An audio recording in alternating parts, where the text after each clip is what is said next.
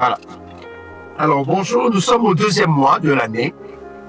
Alors, c'est Rosh Chodesh, qui signifie la tête ou le commencement du nouveau mois. Amen. Amen. Le commencement du nouveau mois. Alors, le deuxième mois, le chiffre 2 en hébreu, c'est la lettre B, c'est la lettre bête. Hein, c'est la lettre bête qui signifie maison, qui est le chiffre 2. Amen. Alors, ce qui est intéressant, c'est-à-dire que j'ai mis à l'écran pour vous, le mois des fondements des temples et de l'Assemblée d'Israël. Parce que dans ce mois, c'est dans ce mois qu'on trouve que les deux temples ont commencé. Les deux temples ont commencé dans ce mois-là.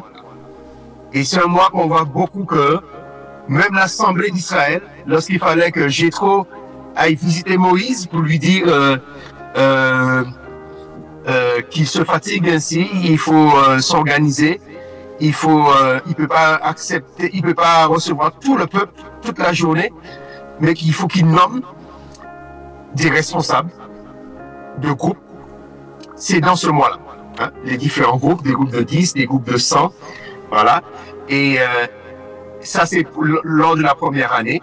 Ça s'est passé, on n'a pas la date exacte, c'est après le 15, après l'Aman, parce que c'est le mois que l'Aman a commencé, le 15. Amen. Mais c'est ce mois-là aussi que qu'il a nommé les princes.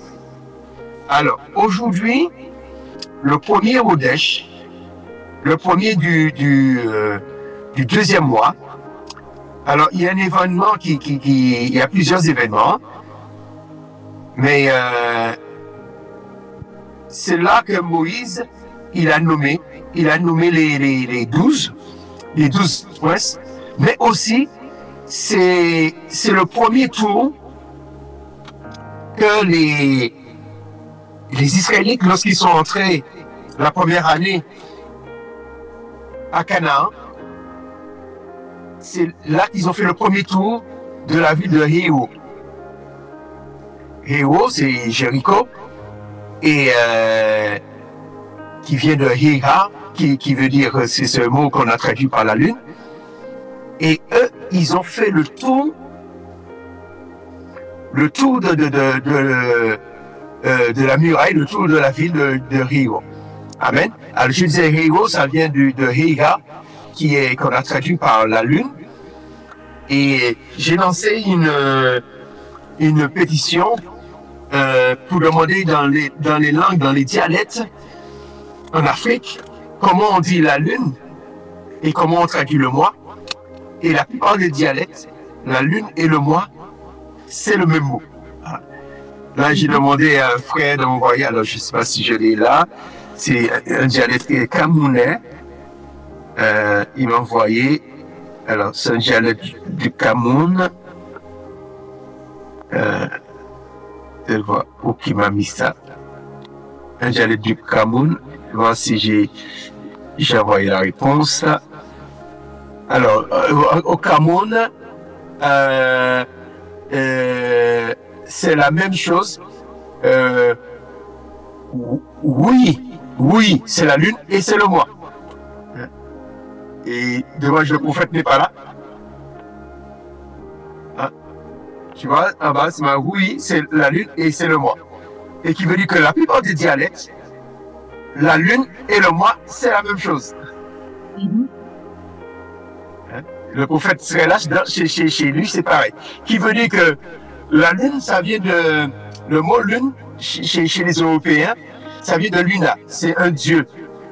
C'est la déesse. Qui veut dire que dans les langues primitives, la lune et le mois, c'est le même mot. Parce que c'est la lune qui fixe le mois. Et la plupart des gens qui ont ce dialecte, ils font pas forcément le lien. Parce qu'on est dans ce calendrier grégorien, un calendrier lunaire. ça montre que dans toutes les civilisations, l'homme primitif, comme on m'appelle, souvent on m'appelle sur le réseau social l'homme primitif pour m'insulter, mais l'homme primitif observait la lune pour le mois. Amen. Alors, ce mois-là, j'appelle ce mois-là le mois des fondements. Les fondements, parce que on voyait Jéricho, et bien le Seigneur a enfoncé le mur dans les fondements. Mais c'est là que le Seigneur commence les fondements du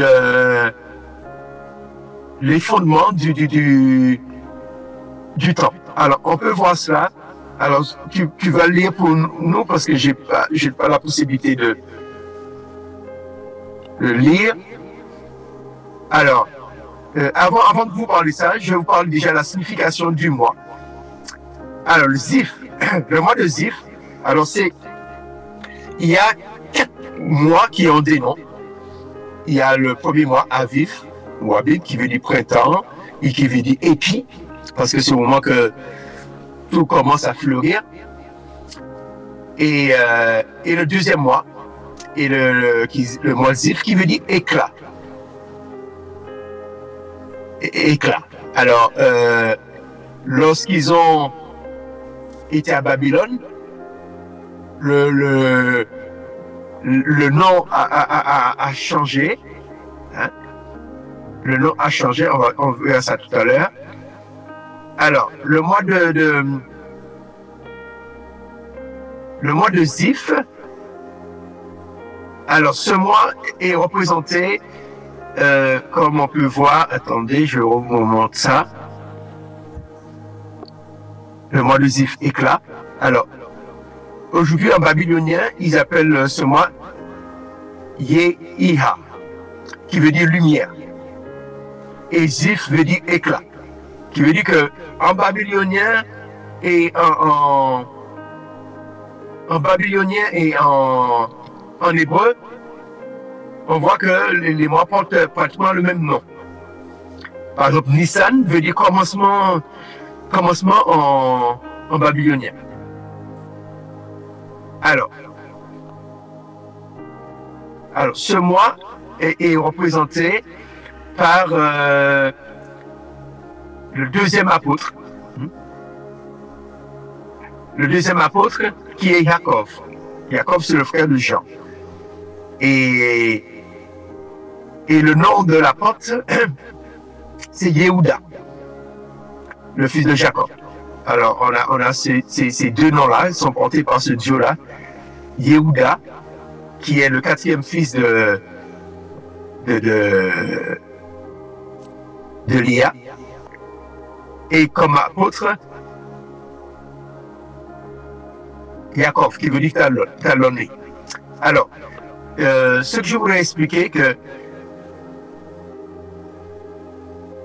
la Nouvelle Jérusalem a 12 portes. Et les 12 portes portent les noms, c'est comme les 12 mois, portent le nom des 12 fils de Jacob. Et le nom chaque mois, c'est une porte. Le nom de cette porte, c'est Yehuda. Parce que dans l'ordre prophétique, il est deuxième. Yehuben, qui veut dire voir un fils, est le premier. Représente la première porte dans le livre de l'Apocalypse. Et dans le livre d'Ézéchiel. Mais le livre de l'Apocalypse, chaque porte est basée sur une pierre, sur un apôtre. Et cette pierre, c'est la deuxième pierre dans l'ordre de acte des apôtres. Jacob est placé deuxième après Pierre. On voit que c'est pas Jean qui est placé en deuxième, mais c'est Jacob. Jacob qui est le frère de Jean. Amen. Alors c'est le mois qui est sorti, qui est entré. Ils sont entrés dans l'arche le premier, comme aujourd'hui, dans l'arche. Et un an après, ils sont sortis de l'arche, le 27, à la même date que Yeshua est monté et a eu son ascension. Mais on voit que le Seigneur a attendu pour entrer, que l'homme puisse entrer dans l'arche. Il a attendu le 27. Et tandis que les animaux sont entrés plus tard, Les animaux sont entrés à partir du 11 jusqu'au 17 et le 18, le déluge a commencé comme pour lors de la tentation de l'homme, ça a été fait le 17 de ce mois-là. Alors, ce mois-là, il n'y a pas d'effet, comment dire, il n'y a pas de fête annuelle, hein, des fêtes, comment dire, de la Torah. Il y a beaucoup d'événements passés. Hein, parce que, par exemple, l'Ascension ne fait pas partie des fêtes de la Torah. Voilà, c'est dans le christianisme que c'est un jour férié. Mais ce n'est pas un jour férié dans la Bible. Alors cette fête, laisse-moi vous montrer, Yehuda, voilà. Mais ce qui est intéressant, on voit que même chez les Babyloniens, on parle de lumière. Et le mois est là pour renouveler notre éclat, pour renouveler notre lumière. Parce que de plus en plus, on commence à aller vers l'été. Alors, le mot, la pierre, on a dit la deuxième porte, c'est Yehuda, qui signifie louange. Alors, Yehuda, c'est l'aîné royal. C'est l'aîné royal. Et chez les princes, lorsqu'on a nommé les princes, le premier des princes, c'est le prince de Yehuda. Et le prince de Yehuda a été nommé le premier du deuxième mois. Hein, c'est le premier comme aujourd'hui. Et chaque jour, dans le deuxième mois, on a nommé des nouveaux princes. Mais le premier, le chef des princes, c'était le prince de Yehuda. Amen. Alors, je voulais vous montrer quelque chose. Ouais, attendez, voilà. Il faut montrer que lorsqu'on a nommé les princes, l'ordre qu'on les a placés. Il est là. Voilà, j'entends le prophète, tu le vois ou pas? Oui, je le vois. Ah, ok. Ça va, prophète? Oui, comment tu vas? Oui, ça va, ça va. Excusez-moi, hein, c'est rentré un peu tard là. Ok. J'étais allé voir un peu l'ophtalmologue là, j'ai ma paire de lunettes là qui a pris un coup là. Ah, ok. Donc il m'a pris beaucoup de temps. Donc, Okay. là, moi, je suis pas à la maison là. Ah, ok. Je suis dans l'est de la France. Là. Oh. Là, tu as... Ah oui, là, je vois que tu es dans ton véhicule là. Mais oui, je suis dans le camion. La technique, la technologie. Tu es béni, tu es béni, tu es béni. Là, ici, sur ma terrasse là. Ah, ok. Il est quelle heure chez vous? Il est 21h30, presque 31. Ah, ok. 21h38, je crois. 28, j'ai partagé sur les réseaux, sur WhatsApp, j'ai demandé à quelques personnes comment on dit la lune et le mois dans leur dialecte. Et j'ai eu un frère du Cameroun, il m'a donné, je vais essayer de retrouver pour vous.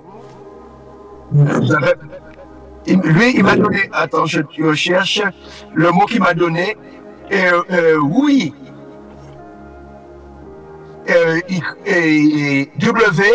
W-O-U-I-I, oui, qu'ils appellent le mois et qu'ils appellent la lune de leur langue. Et toi, dans ton dialecte, comment vous dites la lune et comment vous dites le mois dans votre dialecte? Oui, dans mon dialecte, le mois c'est Po. Ça s'écrit comment?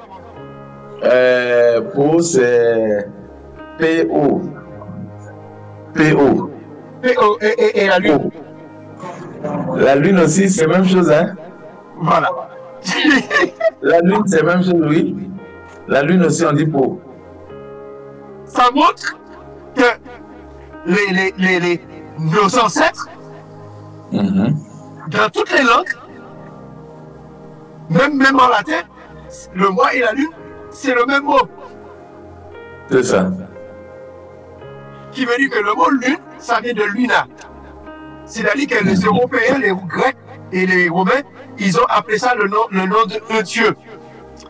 Mais avant qu'on puisse l'appeler la lune, dans toutes les langues, même en latin, c'était le mois qu'on appelait la lune.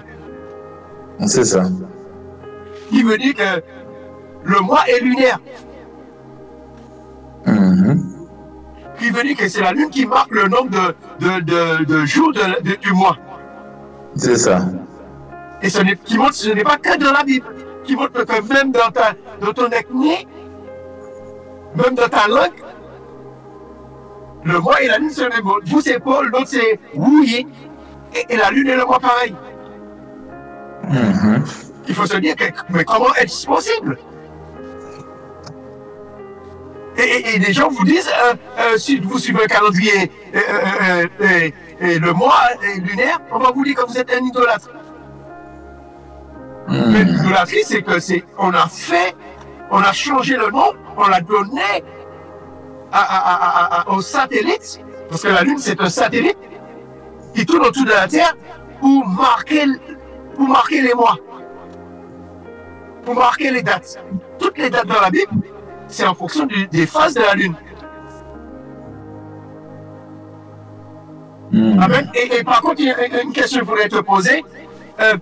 Comment vous dites dans ton dialecte, est-ce qu'il y a un mot pour dire renouvellement qui est proche du mot pour renouvellement ou renouveau ou un truc comme ça? Le renouvellement? Numéro détendu par le 0503. Je suis en direct là. Essaye de répondre. Essaye de voir. Et puis tu me dis. Réponds et puis tu me dis. Renouvellement. Sarah. Comment dire renouvellement en entier? Sarah. Non, je suis en train de... Renouvellement, c'est un peu le changement. Non, renouveler... renouveler... Attends, j'ai été revenu. Ou renouveler, ou nouveau, ou changement, c'est comme vous dites. Est-ce qu'il y a un mot qui se rapproche d'un pot? Oui. Ça se rapproche un peu. On peut dire mais bien. Avec le P aussi, bien. C'est-à-dire changer. Bien, c'est changer. Mais bien, je vais changer. Bien, c'est le verbe changer. Tu vois? Tu vois, même dans ta langue, c'est comme l'hébreu. L'hébreu, le mot pour dire renouveler, c'est le même, va prendre le même mot pour dire pour le mois. C'est ça. Parce que quand je dis même bien, c'est-à-dire je vais changer. Donc, mais c'est moi. Bien, c'est changer. Donc, changer, bien, ça commence par P-I-E-N. Il veut dire qu'il y a la même racine. Oui. Qui veut dire que les Européens, ils nous ont donné ils ont pris des mots idolâtres, et puis ça nous a éloignés de nos racines. Qui veut dire que nos racines, la racine biblique, n'est pas seulement la racine des Juifs, mais c'est la racine de toutes les nations. Qui veut dire que lorsqu'on retourne dans la Bible, ce n'est pas une régression. Ce n'est pas, souvent on va dire, ah c'est les Juifs, ça c'est les trucs des Juifs. On voit que même dans ta langue, on retrouve les liens dans ta langue maternelle. Tu veux dire que même chez les Européens, même chez les Africains, quel que soit, c'est-à-dire on nous a déracinés.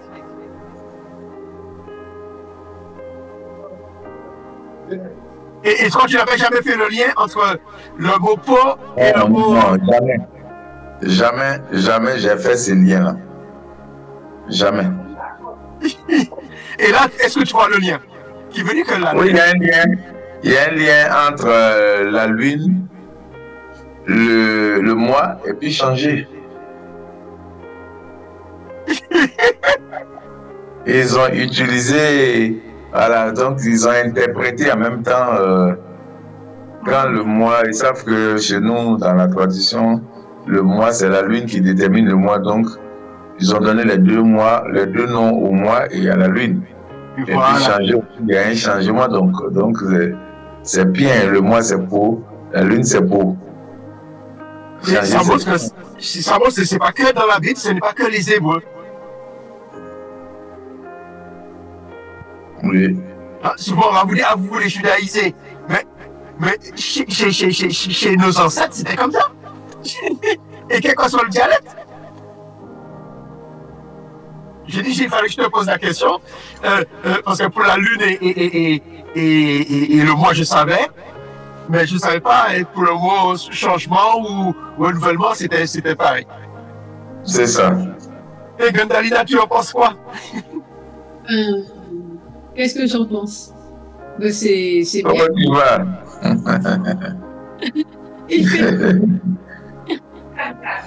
Comme tu dis, c'est pour toutes les nations le même mot.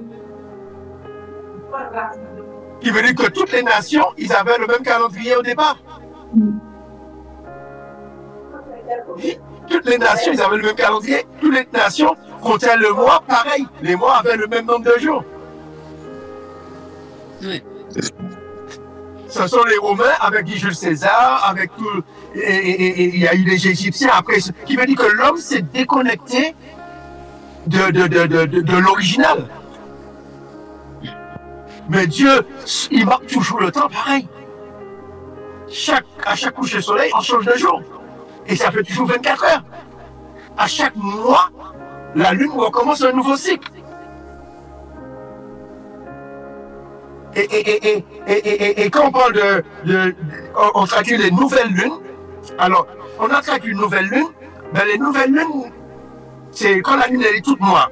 Mais quand la Bible parle, quand on a traduit une nouvelle lune, c'est au moment qu'il y a le premier croissant.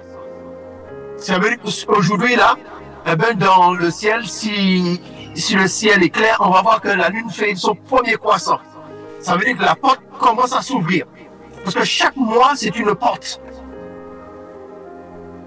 Et la porte dans votre langue, c'est comment la porte dans votre langue? La porte, c'est... la porte, c'est soumis. Soumis. Soumis. Soumis. Chaque mois, c'est une porte. Mais la porte commence à s'ouvrir à partir du premier. Et à ce moment-là, c'est un moment très important spirituellement. Le Seigneur demandait qu'on puisse sonner de la trompette. Parce que comme on ne voit pas bien la lune, c'était pour avertir le peuple, on sonnait de la trompette pour avertir le peuple que le mois commence. Parce que comme c'est visiblement, c'est pas facile à voir. Quand c'est la pleine lune, tout le monde voit la pleine lune. Mais là, comme c'est le premier croissant, et c'est pas toujours facile à voir. Et à ce moment-là, il fallait 2 ou 3 témoins qui disent qu'ils ont vu le premier croissant de la lune. Parce que la lune, le mois lunaire dure 29 jours et demi. Alors, ceux qui font, ils comptent 29 jours un mois et 30 jours un mois. Voilà. Alors, mais qu'est-ce que j'allais dire? C'est ce mois-là que Dieu fait tomber le mur de Jéricho. Et Jéricho, en hébreu, c'est Yéhiro. Yéhiro, ça vient de Yéhira. Yéhira, c'est ce qu'on appelle la lune en hébreu. Alors on se demande, mais pourquoi les Hébreux appellent Yéhiro, la même racine que le mot lune en hébreu. Et lorsqu'on regarde, le Seigneur commence à faire les feux font le premier tour, le premier du deuxième mois, le premier tour. Qui veut dire la première semaine et le 7e jour de la première semaine, il les fait faire 7 fois le tour.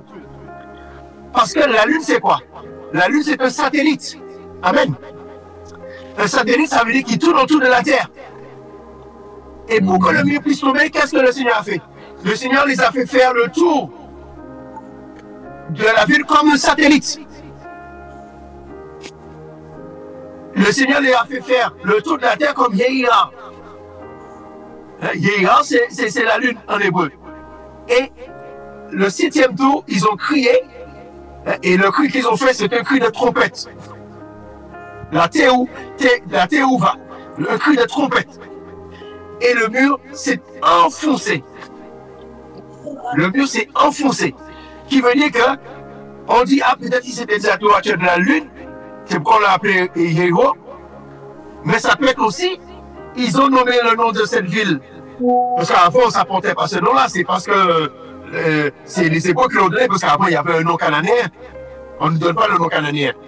Mais c'est parce qu'ils ont tourné autour, comme un satellite, comme la lune tourne autour de la Terre. Ils ont tourné 7 jours autour de la ville et le mur s'est enfoncé. Et ce qui est intéressant, c'est le mois des fondations. Le mur de Jéricho s'est enfoncé, mais c'est dans ce même mois que Dieu les a demandé de commencer le temple de Salomon. Et le temple de Salomon, écoutez, les prophètes, commence le 2 du 2e mois. Ça, c'est le premier temple. Quelques années après la destruction du premier temple, le 2e temple recommence, vous savez quand? Avec les Perses. Les Perses et les Iraniens. Le 2 du 2e mois. Et ils n'étaient pas juifs. Et le chiffre 2, c'est quoi? En hébreu, les chiffres, ce sont des lettres. Le chiffre 2, c'est comme l'alphabet latin. La deuxième lettre, c'est laquelle? C'est la lettre B. B comme bâtiment. Et en hébreu, la lettre B vient du mot bête, qui veut dire maison. Enfin, on dit Bethel, la maison d'Elohim. Beth Shaddai, etc. Et Beth, ça veut dire maison, c'est la lettre B. Et le Seigneur commence sa maison au 2e mois. Et le 2 du 2e mois. Là, c'est pour la maison matérielle. Mais la maison aussi, c'est l'assemblée. On a dit le mot église, mais c'est l'assemblée. En hébreu, il y a plusieurs mots pour dire assemblée. Là, je vous ai partagé, par exemple, Moïse vient de... Je vais partager maintenant. Je vais faire un partage avec vous, là. Moïse, j'essaie de partager, voilà. Je vais partager avec vous ça. Ce que j'ai partagé tout à l'heure, là. Partager l'écran.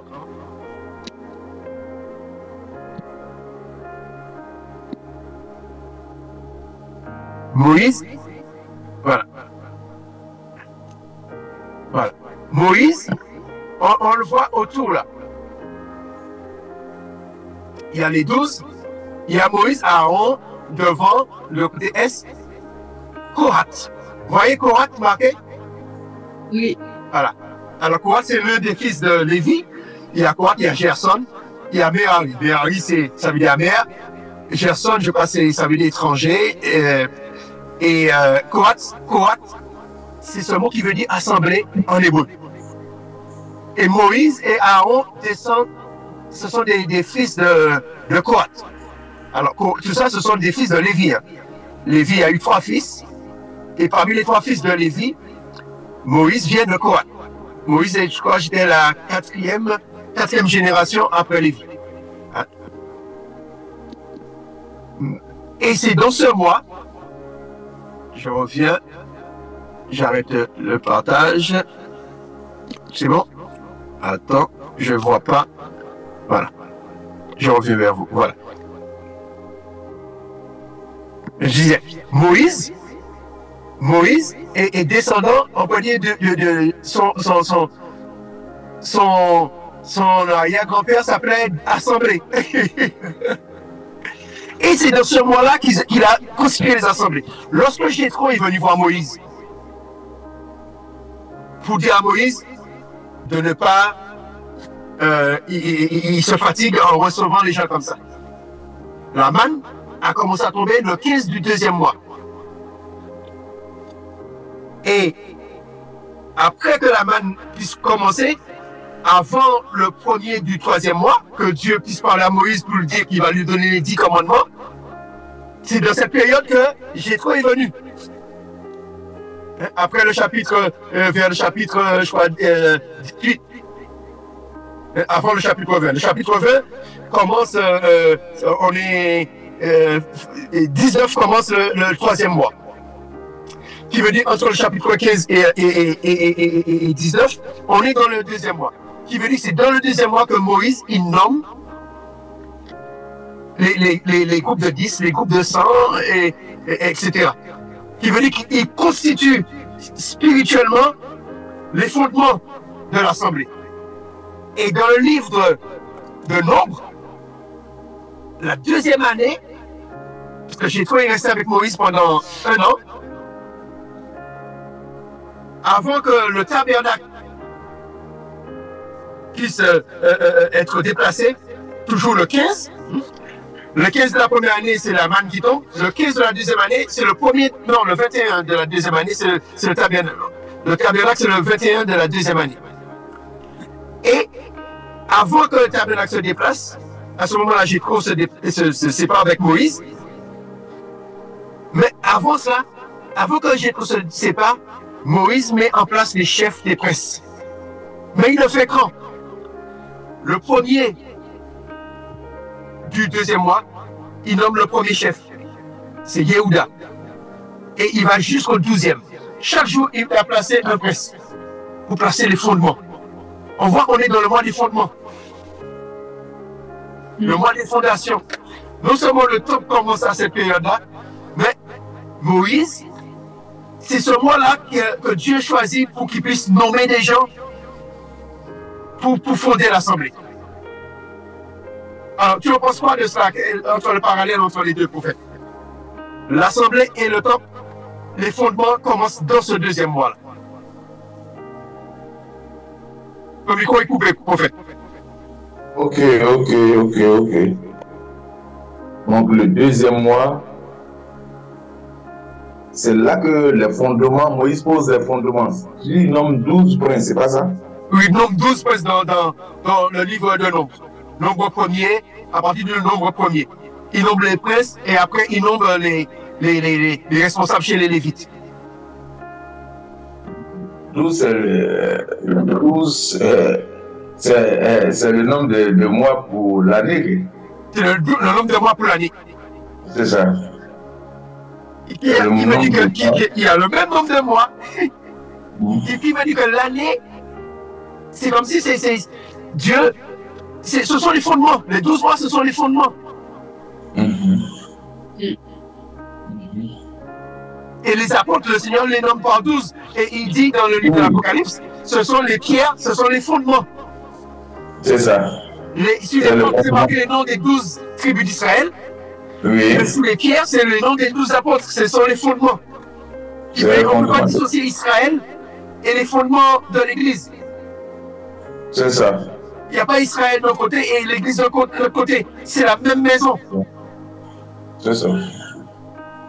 Et cette maison s'appelle l'Éternel est ici. Yehovah Shammah.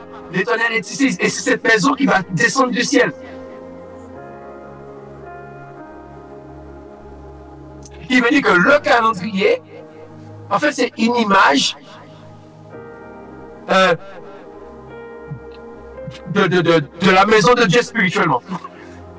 Il y a les portes. Il y a les portes. Et chaque porte porte un nom. Alors, le nom de cette porte de ce mois-ci, c'est comme fils le nom des portes. Alors, je vais remettre pour vous le nom des portes. Voilà, je vais partager. Le nom de la porte, ce sera cette porte-là.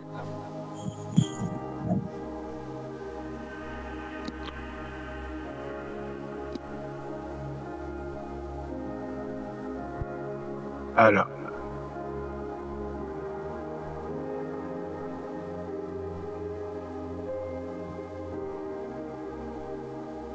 Attends. Alors, le nom des portes, voilà, ici. Alors, le nom de cette porte, j'avais déjà partagé tout à l'heure là.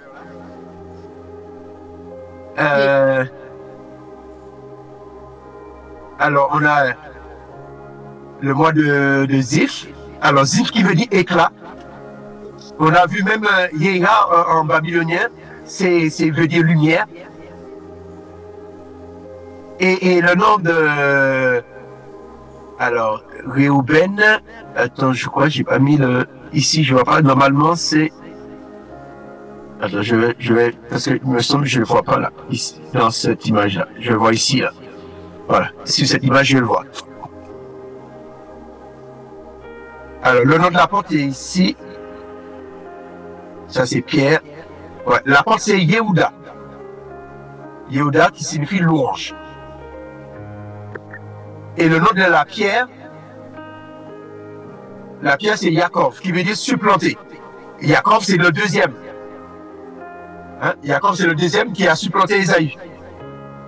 Alors, Yaakov, le mot Yaakov, ça vient du mot talon, qui veut dire Ekev. Ekev, c'est talon. Et le verbe Yaakov, ça veut dire le Y qui est devant. Vous voyez l'écran, hein? Le Y, ça veut dire il. Il au futur. Il talonnera. Voilà. Il talonnera, ça veut dire qu'il va supplanter. C'est-à-dire que lorsque Samuel lui a donné ce nom-là, c'était un nom prophétique qu'il allait surpasser celui qui le précède. Qui veut dire que le deuxième peut devenir le premier. Comme on dit, les premiers sont les derniers et les derniers et les derniers sont les premiers. Amen. Alors, je enlève le partage. Voilà, j'enlève le partage. Voilà. Voilà, c'est ce que je voulais dire concernant ce mois-là. Et il commence quand? Demain? Non, ça commence ce soir. Ah, le mois commence ce soir. Le deuxième mois commence ce soir. Là, on est déjà dans le deuxième mois, là. Le deuxième mois. Oui, le deuxième mois. Et ce mois-là s'appelle éclat ou lumière. Parce que comme c'est le deuxième mois du printemps, on approche de l'été. La lumière, c'est comme de plus en plus, il y a plus de lumière. Les jours s'allongent de plus en plus. Les jours sont plus longs que la nuit. Dans l'hémisphère nord. Et qui veut dire que le Seigneur, au fur et à mesure, veut faire briller, veut que notre lumière brille de plus en plus. Plus qu'on approche de l'été, et plus que la lumière, plus que le jour domine la nuit.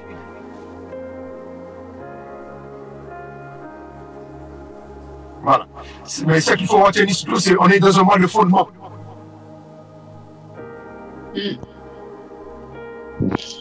Et ce qui est intéressant, on voit que même je ne sais pas si chez vous faites ça, mais les agriculteurs, ceux qui font du potager, nos anciens, ils observent la lune pour planter. Hein. C'est un mois de semences. Ça dépend où. Là, oui, parce qu'on sème pour planter les petits, tout ce qui est potager, tout ça. On commence à faire le potager, planter les laitues, planter les tomates. C'est là, dans ce mois-là, en France, c'est dans ce mois. On attend ce mois pour planter les tomates. Hein. Et on va planter les tomates vers la pleine lune du deuxième mois.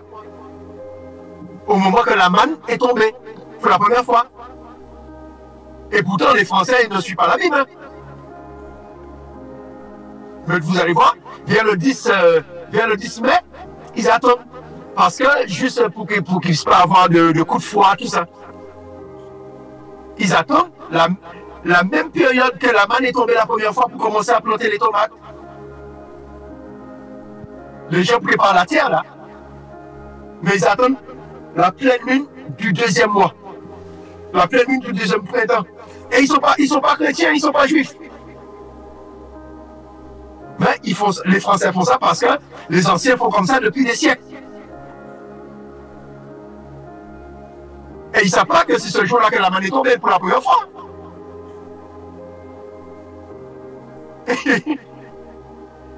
Dieu a attendu la pleine lune du deuxième mois pour que la manne puisse tomber la première fois. C'est à partir de ce mois-là que la manne aussi a tombé? Oui. Ok. Lorsqu'ils sont pour la première fois. Pour la première fois, oui, je vois.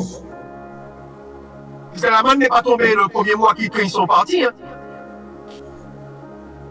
Mais là, comment ils ont mangé pendant des temps? Quoi? Comment ils ont mangé avant que la manne tombe? Eh bien, je ne sais pas comment ils ont mangé, mais ils ont mangé. Mais le livre de Exode, Exode, le chapitre... je donne le... On va récupérer des choses sur les Égyptiens aussi. J'ai pas compris.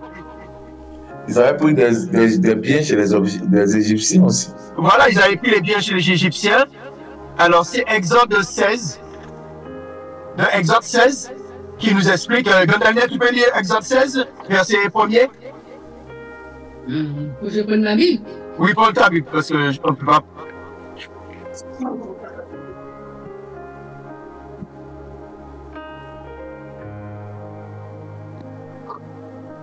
Alors, verset 1er? Oui, lis verset 1er pour un.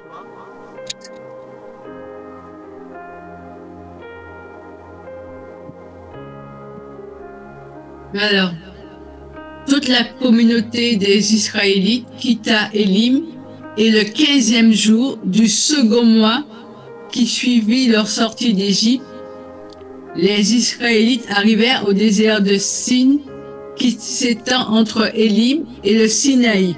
Là, dans le désert, toute l'assemblée des Israélites se plaignit de Moïse et d'Aaron.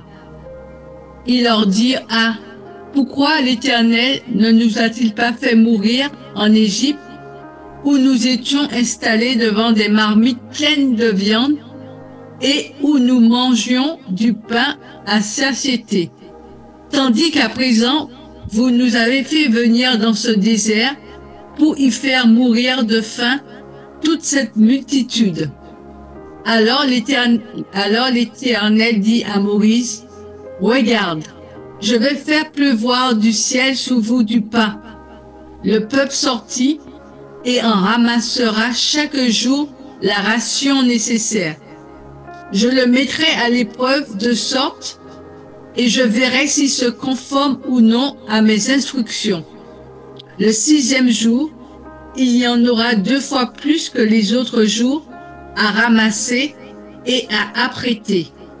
Moïse et Aaron dirent à tous les Israélites: Ce soir, vous saurez que c'est l'Éternel qui vous a fait sortir d'Égypte. Et demain matin, vous verrez se manifester la gloire de l'Éternel, car il vous a entendu vous plaindre de lui, l'Éternel. Car qui sommes-nous pour que vous vous plaigniez de nous? Oui, dit-il, vous le saurez ce soir, car l'Éternel vous donnera de la viande à manger, et demain, lorsqu'il vous donnera du pain à satiété, car l'Éternel a entendu les plaintes que vous avez formulées contre lui. Nous sommes-nous. Voilà. Et après, à la fin, vers le verset 26, qu'est-ce que ça dit?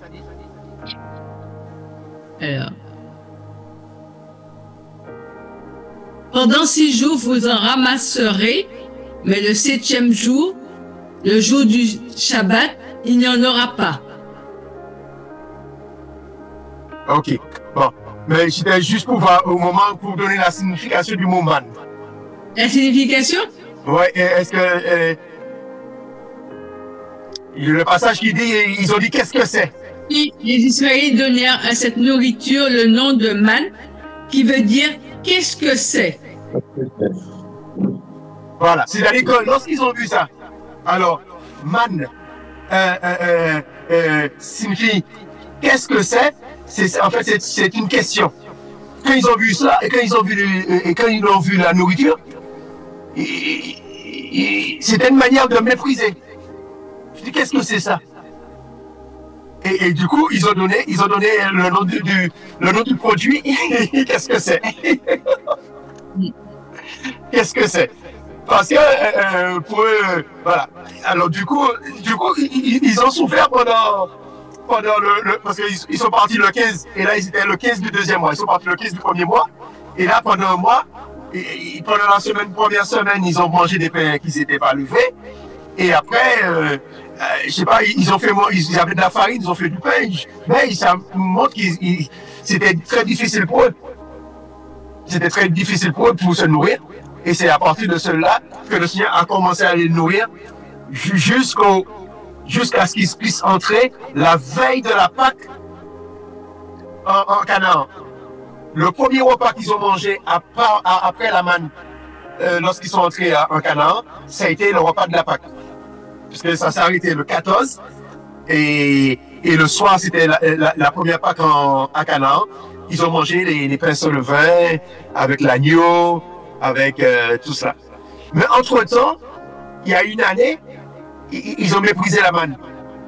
Et c'est dans ce deuxième mois-là, non, je crois que c'est le troisième mois. Je crois que c'est dans le troisième mois. Une année, ils ont méprisé la manne. Et puis le Seigneur leur a donné à manger de la viande là. Ils ont mangé de la viande pendant un mois. Ils étaient rassasiés. Et je crois que c'est le troisième mois ça s'est passé. Mais ça s'est passé, je ne me rappelle plus combien de temps. La Bible ne dit pas combien d'années qu'ils étaient déjà dans le désert. Mais ça montre que même les peuples qui ne sont pas bibliques, qui ne sont pas vraiment spirituels, ils observent la nature. La nature fonctionne comme il plante au moment que la manne est tombée pour la première fois. Toi qui es prophète, comment tu peux expliquer cela?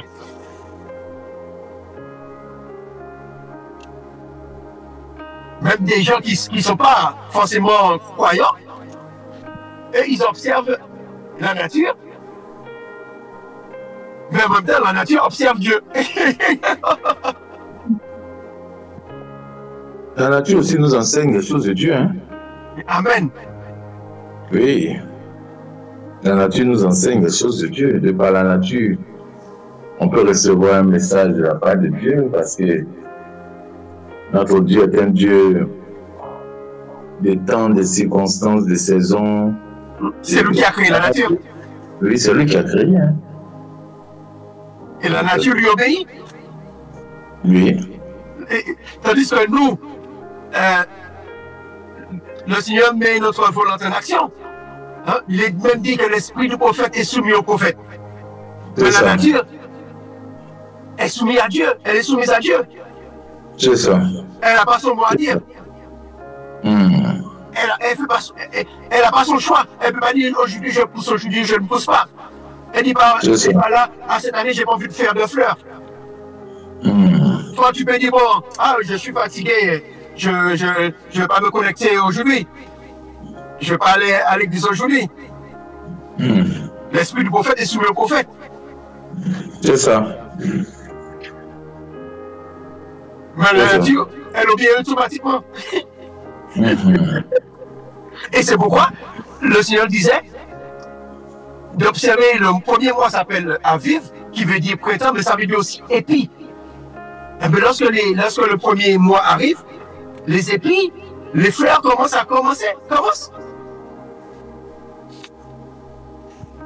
Ils ne modifient pas leur calendrier.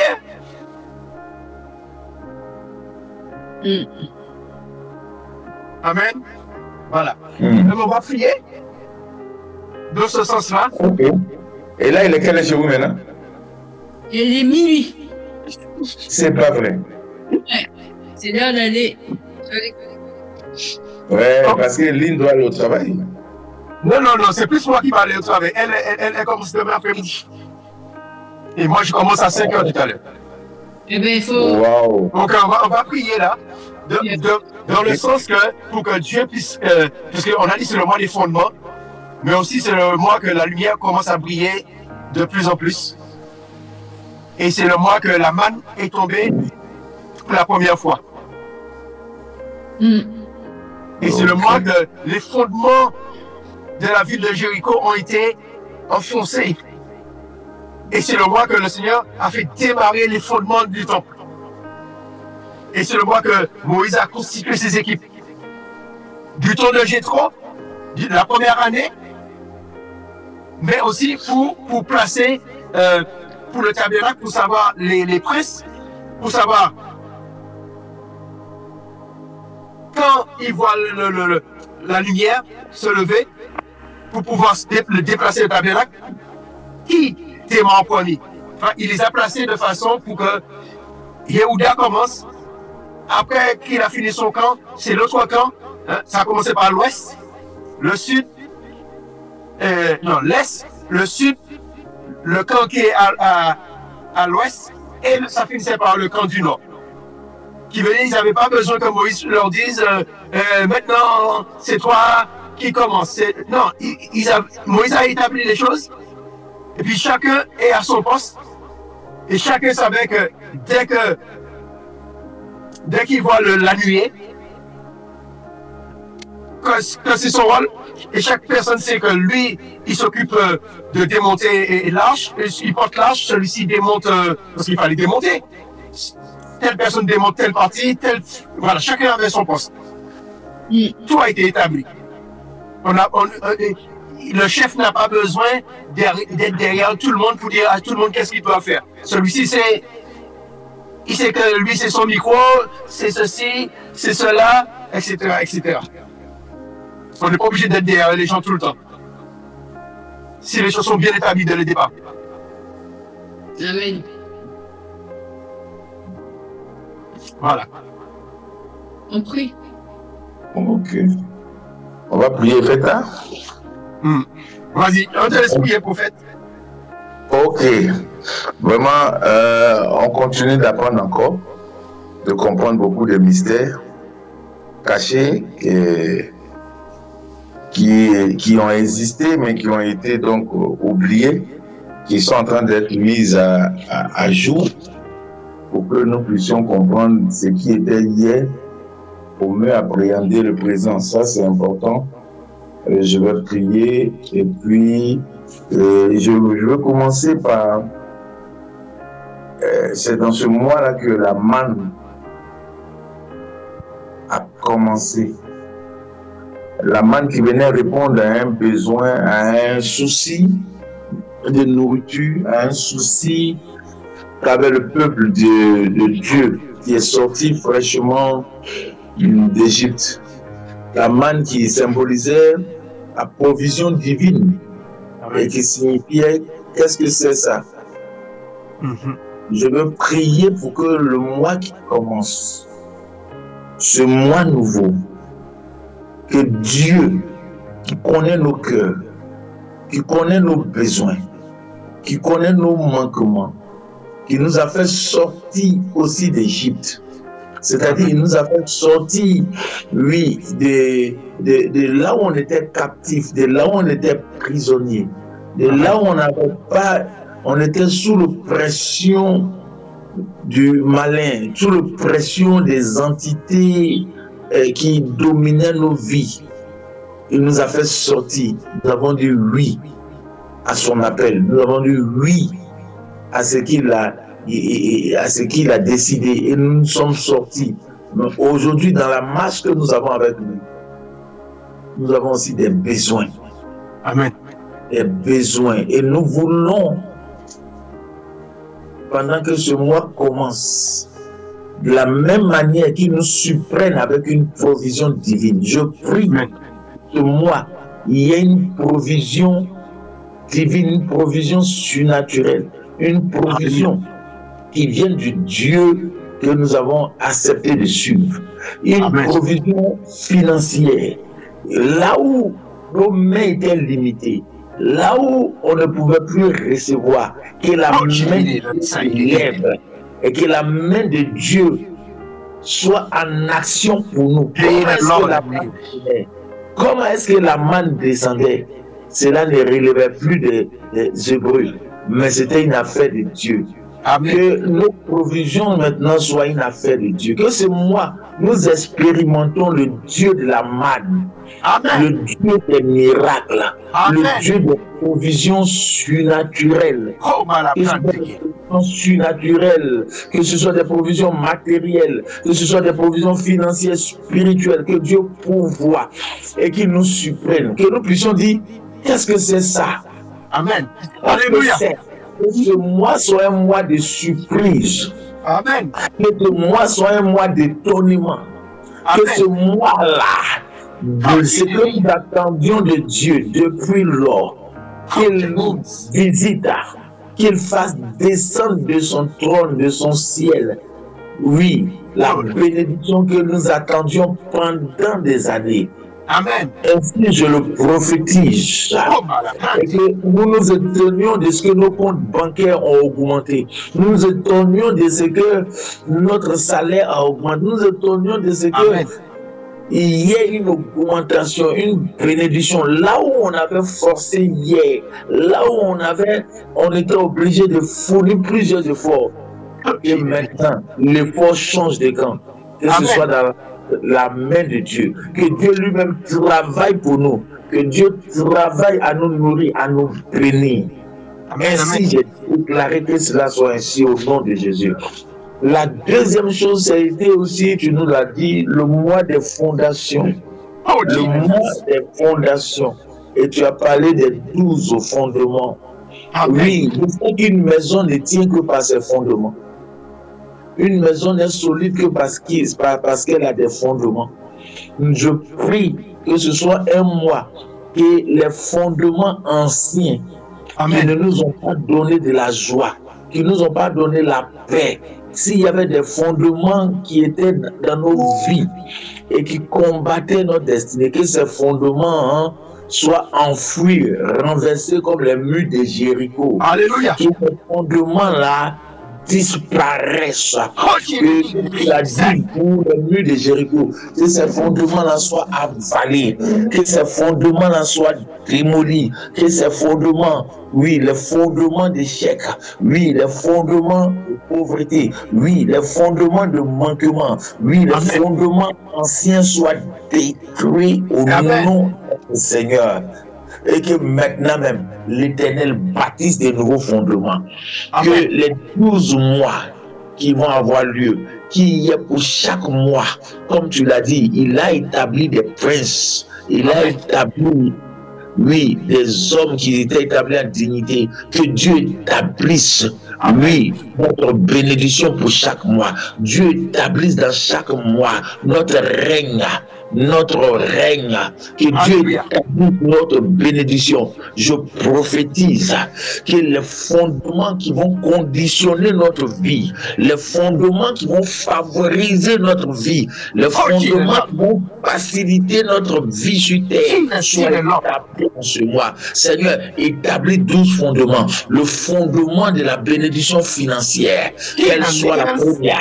Le fondement de la bénédiction matérielle. Le fondement de la bénédiction spirituelle, le fondement de la bénédiction sur le plan de la santé, que nous ayons une santé, le fondement de la paix, le fondement de la gloire, tous les fondements que nous avons besoin, établis les 12, établis 12 fondements, et que chaque mois nous expérimentions, oui, le royaume, la gloire d'une bénédiction. Chaque mois, il y ait une bénédiction que nous vivons, nous manifestons, que maintenant même, les fondements que nous avons besoin, car tu as dit, celui qui bâtit sans toi le fait en vain.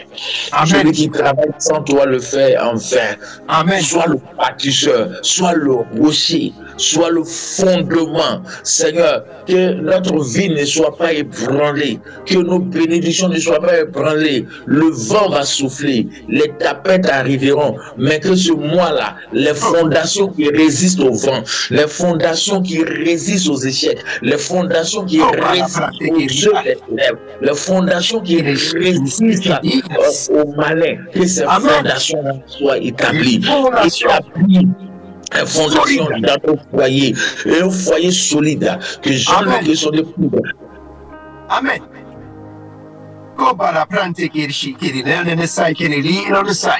Oui, Seigneur, que tu établis des fondements solides. Des fondements solides. Alléluia. Oh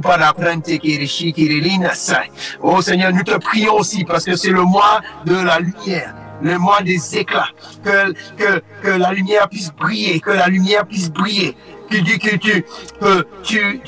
Ta parole est une lumière sur notre sentier, une lampe sur notre sentier. Alors que vraiment, que ce mois soit un mois qu'on voit ta lumière puisse briller de plus en plus, que ta lumière puisse briller de plus en plus. Alléluia. Oh, malaprante kirishi kirilina, kuiberanda tirina sake, nersan teke landa. Oh, que ta lumière puisse briller de plus en plus. Alléluia. C'est le mois aussi de Jacob. Le fondement de Jacob. Tu as envoyé Jacob qui supplante, que tu puisses supplanter, que tu puisses passer à une autre dimension. Alléluia. Que les premiers deviennent les derniers et que les derniers deviennent les premiers. Alléluia. Que les derniers deviennent les premiers. Que le second surpasse le premier. Alléluia.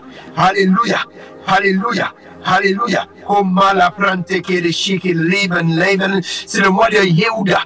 Yehuda, qui signifie la louange. Que ton peuple puisse te louer. Qu'on puisse te louer. Tu dis de te louer en tout temps. De te louer par des psaumes, par des hymnes. Alléluia. Qu'on puisse t'adorer. Qu'on puisse te glorifier. Alléluia. Que ton nom seul soit béni. Que ton nom seul soit glorifié. Amen.